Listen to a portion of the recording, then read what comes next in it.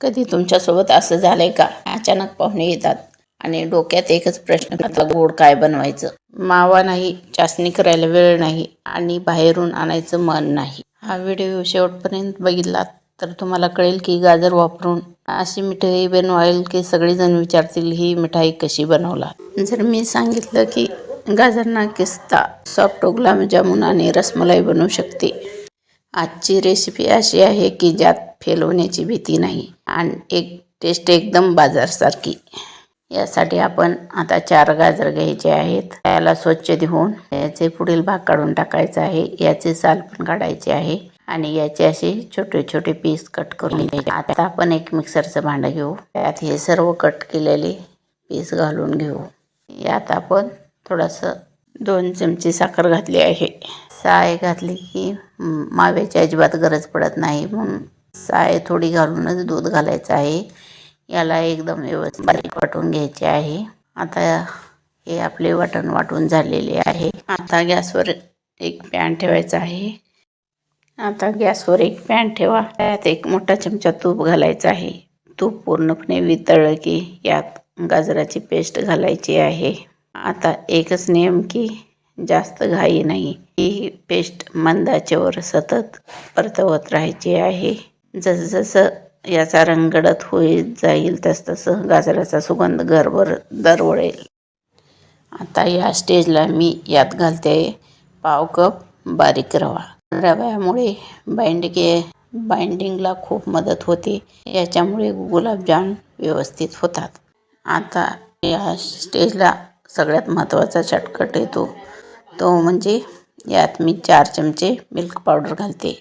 सगळ्याकडेच मावा असतो असे नाही, पण मिल्क पावडर सगळ्याकडे असते आणि याच्यामुळे याला बाजारासारखी टेस्ट येते. आजची ही रेसिपी खास स्पेशल आहे. आजचे हे जामून खाल्ल्यानंतर लोक विचारतील की पहिल्या घासातच विचारतील की जामून कसे बनवलात. यात आपण एक छोटा चमचा विलायची घालायची आहे. याला पण सर्व मिक्स करून घ्यायचे आहे. आता आपलं मिश्रण एकदम जामून बनण्यासाठी परफेक्ट झालेलं आहे. आता आपण गॅस बंद करून घ्यायचा आहे आणि याला 5 मिनिटासाठी थंड करायला ठेवायचं आहे. घरातल्या साध्या गोष्टी वापरून आपण हा जामून बनवतोय. त्यासाठी ना काही अवघड साहित्य ना टेन्शन. अगदी एकदा बनवलात तर तुम्ही परत परत बनवून खाल. याचा रंग आणि चव हे नैसर्गिक आहे. तुम्हाला बघूनच समजेल की किती सुंदर रंग येणार आहे. ही रेसिपी बनवताना जितकी सोपी खायला तितकीच भारी लागते. आता यासाठी थंड होऊ दिले आहे. याचे छोटे छोटे लिंबा एवढे गोळे करायचे आहेत. हे गोळे अगदी एकदम स्मूथ आणि स्पंजी आणि शायनी दिसतात आणि दिसायला पण एकदम किती छान दिसतात. हे बघा किती शायनी आणि सिल्की दिसतात.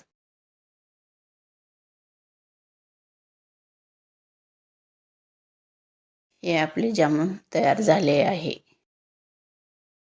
आता आपण रसमलाई बनवून घेऊ. त्यासाठी गॅसवर एक पॅन ठेवायचा आहे. त्यात अर्धा लिटर दूध घालायचे आहे.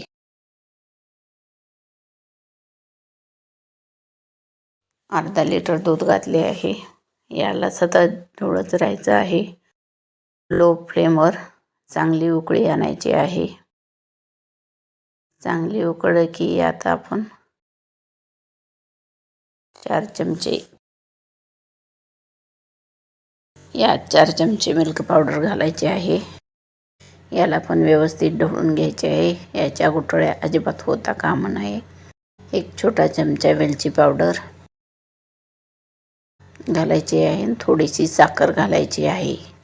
साखर आपण गाजरात पण घातलेले आहे, त्यामुळे याच्यात तुमच्या आवडीनुसार साखर घालू शकता. आता याला एक 5 मिनिटात उकळी येऊ द्यायची आहे. आपली रसमलाई व्यवस्थित तयार झाली आहे. यात आपण ड्राय फ्रूट्स घालून घेऊ. पिस्ता, काजू, बदाम घालायचे आहे. आता याला व्यवस्थित उकळी आली की मग गॅस बंद करायचा आहे. 5 मिनिटात क्रीमी रसमलाई तयार झाली आहे. आता हे आपले जामून त्यात सोडायचे आहेत. तुम्हाला जर माझे पदार्थ आवडत असतील तर लाईक करा, शेअर करा आणि माझ्या चॅनलला सबस्क्राईब करा. आणि कमेंट बॉक्समध्ये माझे पदार्थ कसे झाले ते नक्की कळवा. तुम्हाला जर माझा व्हिडिओ नवीन पाहिजे असतील तर माझ्या चॅनलला सबस्क्राईब करा. आता ही आपली रसमलाई व्यवस्थित झाली आहे. यात जामून मी सोडले आहे.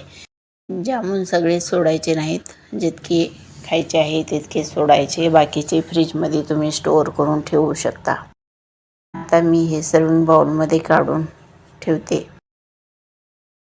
आता हे आपले जामून एकदम परफेक्ट बनलेले आहेत. अशा पद्धतीने तुम्ही एकदा नक्की ट्राय करून बघा. हे आपले जामून किती व्यवस्थित परफेक्ट तयार झालेले आहेत. धन्यवाद.